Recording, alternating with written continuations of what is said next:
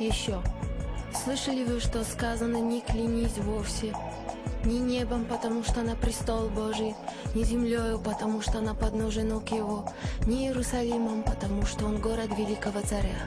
И вот я не знаю, кто сегодня в Иерусалиме царь, и даже кажется, что там вообще нет такого человека, который мог бы все уладить.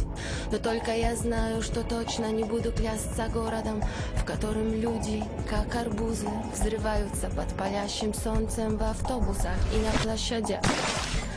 Но зато вот одна моя знакомая, девушка с мужским именем Саша, за свою короткую жизнь уже 2 раза клялась небом и 1 раз землей. Первый раз она поклялась, когда какой-то парень прямо на улице поцеловал ее. Ни в щеку, ни в губы, ни в лоб, ни в шею, ни в ухо, ни в плечо, ни в грудь, ни в живот, ни в спину, ни в бедро, ни в ягодицы, ни в ноги, ни во все это перечисленные места. Поцеловал ее и прямо на улице среди белого дня. Тогда она поклялась небом, что даже трава не действовала на ее тело так волшебно, как этот возмутительный поцелуй. Второй раз она поклялась небом, когда ее муж, удивительной красоты брюнет, спросил, правда ли, что ты изменяешь мне с каким-то чуханом из провинции, и она сказала, клянусь небом, что нет. А уже землей она поклялась, когда ее рвало от водки с пельменями, которыми ее накормили друзья этого парня, с которым она изменяла мужу в первый раз в жизни, потому что до этого она ничего подобного не ела. Тогда она поклялась землей, на которую блевала, что больше никогда не будет есть эти смертельные русские продукты, в которых нет ни одной частицы кислорода, а только тошнота и великодержавный пафос. И вот лучше курите траву, ешьте яблоки и пейте сок, чем вы будете валяться пьяными на полу перед телевизором и клясться небом, землей и Иерусалимом, что вас соблазнила реклама, внушившая через телеэкран, какие продукты необходимо покупать, чтобы иметь право жить на этой земле. И вот, чтобы иметь право жить на этой земле, нужно научиться дышать воздухом, иметь деньги на покупку этого воздуха и ни в коем случае не подсесть на кислород.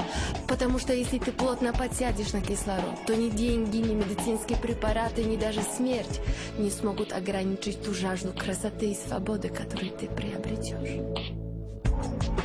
А моя знакомая Саша из большого города только 2 раза клялась небом и 1 раз землей, но зато в любви она клялась неоднократно. Потому что у нее было очень большое сердце, похожее на двухспальную кровать с цветными европейскими простынями, залитыми соками из разных фруктов. И каждый раз, когда она проводила ночь с мужчиной, кроме мужа, разумеется, потому что замуж она вышла случайно, но все ее связи с другими мужчинами случайными не были. Каждый раз она испытывала чувство любви. И каждый раз, когда она оставалась наедине с мужчиной и слушала его слова о любви, в ее голове рождались похожие слова. Только эта Саша из большого города никогда не произносила их вслух, а все свои чувства выражала то улыбкой, то поворотом головы, то хитро прищуривая глаза.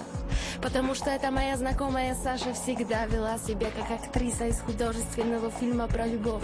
Потому что только в таких отношениях между мужчиной и женщиной есть кислород. А если клясться в любви и не любить, то это уже говно собачье, а не кислородный фильм. А если любить и не клясться, то это уже немецкое порно. А если встречаться с разными мужчинами, а любить только одного человека, то это уже похоже на русский кинематограф про березы и поля. И вот лучше курите траву, ешьте яблоки и пейте сок, чем вы будете валяться пьяными на полу перед телевизором и клясться небом, землей и Иерусалимом, что ваше сердце принадлежит одному человеку. Потому что если ваше сердце принадлежит одному человеку, а тело другому, то чем вы будете клясться? Не престолом же Божьим и не подножием ног его, и уж тем более не Иерусалимом же, в котором люди сходят с ума от глупости, а клясться вы можете только любовью своей. И да будет слово ваше «да, да» и «нет, нет», а что сверху этого, то от лукавого.